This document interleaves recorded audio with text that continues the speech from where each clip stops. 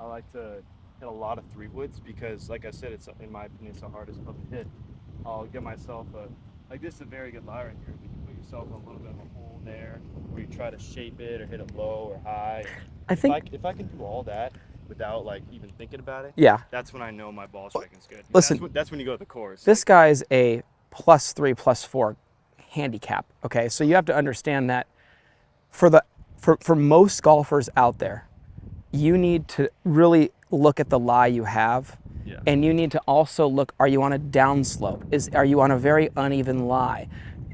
If that's the case and the ball's sitting down or whatever, 3 wood is not the club to be hitting for you. And that's the real lesson there. So, Tyler's going to be able to hit some shots that everybody else might not have an opportunity to be able to, given, his how often he has a golf club in his hands and his talent level compared to a lot of golfers. But I will tell you this, a great thing when in doubt, when looking at that lie and you don't see access to the back of that ball the way that you want to, pull out the hybrid, pull out the long iron. Don't be afraid to lay up on that par 5 and then let your wedges take care of business for you, okay? I think that's an incredibly important thing. And that lesson's true for him. I don't want my guys ever pushing it more than they have to. When you start playing USGA events, you get in some of that rough, they think they can hit a 5-iron out of it. What they don't realize is the rough is so deep in front of the ball. And not only that, the ball just can't launch out of there. It hits the rough in front and it's so thick, it just stays, goes only 15 feet, Jeez, Tyler, that is just a fantastic golf swing. And for those people who don't have an ability to see that ball flight right there, I mean, that thing couldn't have been any better. High 2-yard draw and just absolutely perfect, but penetrating, not loopy at all. Yeah, hardest club to hit. The guys hit 2 perfect shots in a row. Like literally perfect. Could not have been better. When I'm hitting a 3 wood, that I've learned is if I let my hands get too high immediately, I'm gonna come in steep and the contact's gonna be horrible. So I think this goes back to keeping the hands low and close to your right side. That's gonna be really helpful because the second you flip it or pick it up, you're screwed. Especially off of hard pan line with a 3 wood. So there we are, right there.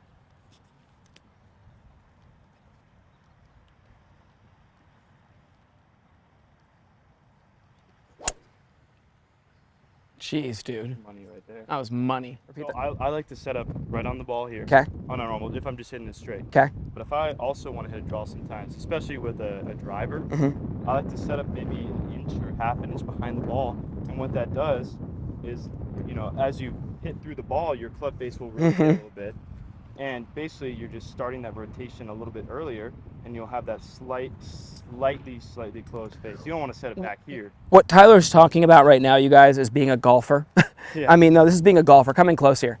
This is not just, this is really the intricacies of the game that a great player has awareness of what happens and some of the common sense to what happens. Like the club, wouldn't it just, if I put it back here and tried to swing to a ball right there behind the ball, by the time it gets to that one, wouldn't it square up more a little bit? So for somebody who might be slicing it to think about squaring it up sooner, well, what's funny is we talked about Cam today.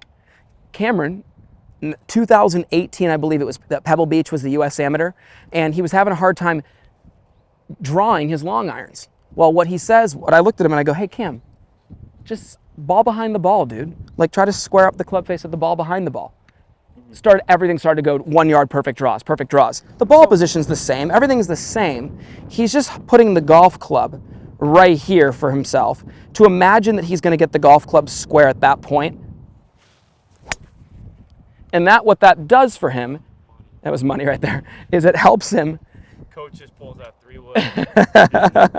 That was good.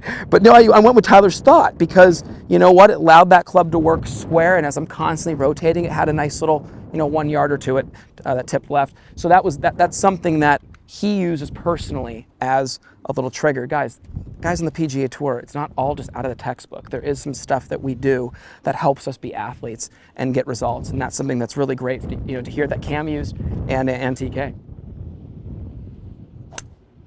All right, so here's the difference, you guys. Mine was very good. Yeah. Tyler's was very good. Tyler's went 30 yards past mine. Like it's great. I'm glad I hit it straight, Tyler. Yeah. You teach all day. No, I'm old and tight. Older and tight. I'll start this.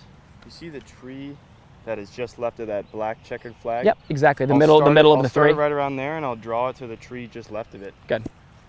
So what are you gonna do? What I'm doing is I like to set up just right at my target. So the feet are going where you want that ball to start, pretty much. The feet are going where I want it to start, and this is a little bit of a feel thing. It doesn't really work for everyone, but I like to, before I hit the shot, I like to feel my club face closing slightly, and this is a little bit of a risk because if you close it too much, it's gonna hook. But for me, I like to feel the club closing just a tiny bit more. He gets it in the slot, you guys, and gets to a speed to where when he feels any of that through impact, he's going so fast. It's such a minor thing. I'm not saying so, flip your hands. So no, he's not saying that. He's saying that, listen, we're not going to start with a hooded shut club face. No. We're just simply going to set our feet along the line we're going to start. He does the same thing I do. Along the line we're going to start, and if he's going to work it back to his target with a draw, guess what? He's just going to let that club as an athlete go as he's rotating, and if he keeps rotating with his hands, it's a very tiny fall left draw. Yeah. Okay, if the body stalls me, then the second yeah. The hands just go like this, especially with a 3-wood off the ground. And our players get into a position to where they're so good here, you know, if they can release that a little bit, yeah, there's the tiny draw, but it's not a big draw. And then they can get in here and they can just hold on a little longer. Guys, it's just like ping pong. You're not going to hit a draw, you know, going like this. It has to be a little, there has to be a little cut forehand to it. Right there, you know, and you just feel that with the right hand, the back of the left hand, because it is the club face, and you know, little cut, little draw. So I know exactly what Tyler's saying. I'll go a little more right. Yeah, that'd be nice.